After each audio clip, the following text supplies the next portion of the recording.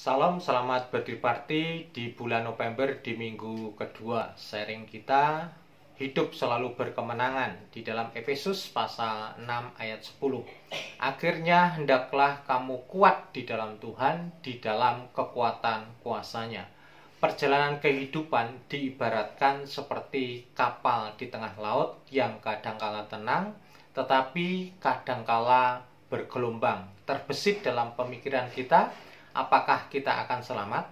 Dalam kehidupan kita sebagai orang yang percaya, kita percaya bahwa kehidupan kita ketika kita mengenal Tuhan dengan baik, sebagaimana Paulus mengingatkan kepada jemaat yang ada di Efesus, memiliki potensi untuk mengenal Tuhan dengan benar, yaitu memiliki hidup berkemenangan di dalam Tuhan yang harus mengenakan perlengkapan senjata daripada Allah.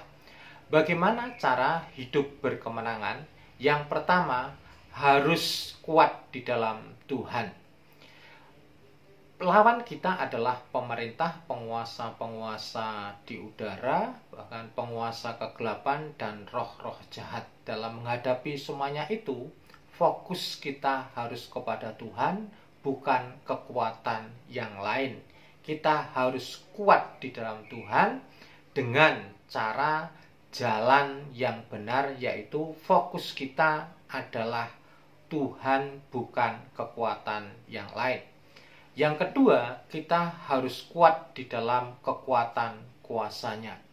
Kita harus waspada dan kita harus yakin, kita harus terus berusaha berjuang dengan cara kita berdoa sungguh-sungguh kepada Tuhan, menyediakan waktu yang terbaik dengan Tuhan. Ketika kuasa itu diberikan dalam kehidupan kita, kita harus pergunakan itu dengan baik untuk memberitakan kebenaran akan firman Allah. Yang ketiga, kita harus kuat mengenakan perlengkapan senjata Allah. Sangat penting di dalam kehidupan kita sebagai orang percaya kepada Tuhan. Tak kala kita maju berperang, kita harus mengenakan perlengkapan senjata Allah untuk melawan setiap kuasa kegelapan yang menyerpang di dalam kehidupan kita, supaya kita menjadi orang-orang yang senantiasa tetap mengandalkan Tuhan di dalam kehidupan kita sebagai orang yang percaya. Nah, pikiran kita harus kita taklukkan kepada pikiran Kristus. Kita harus dikuasai oleh Roh Kristus di dalam kehidupan kita, di dalam penundukan akan pimpinan daripada Tuhan. Kita tidak boleh menggunakan cara pola pikir kita sendiri, tetapi kita menjadi pribadi yang senantiasa hidup di dalam pimpinan daripada Tuhan, dan pikiran kita dikuasai oleh Roh Kudus di dalam kehidupan kita. Kita yakin ketika kita tetap berjalan dalam kebenaran akan firman Allah, dan kita percaya kita akan dimampukan untuk melawan setiap tipu daya iblis, dosa yang senantiasa ada di sekitar di dalam kehidupan kita.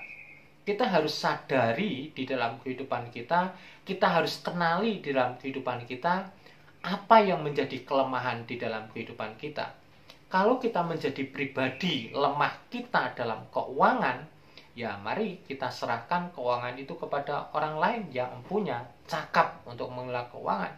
Kalau kelemahan kita ada di wanita, ya kita sadari dalam kehidupan kita, kita jangan pernah main-main di area itu.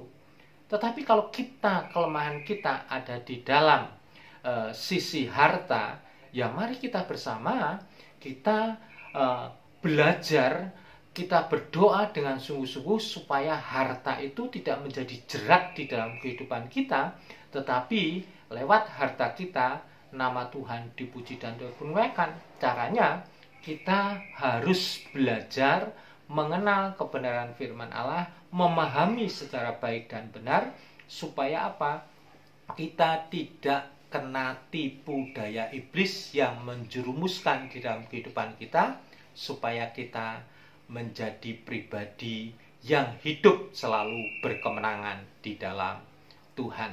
Nah, Bapak Ibu Saudara yang dikasihi oleh Tuhan, pesan yang harus dilakukan adalah sekarang dan seterusnya kita harus berjuang untuk menang. Sharingkan sebelum Bapak Ibu nanti menutup triparti, bagaimana respon kita ketika menghadapi tantangan hidup. Yang kedua, sharingkan bagaimana Anda meluangkan waktu untuk berdiam diri, berdoa dan baca Alkitab.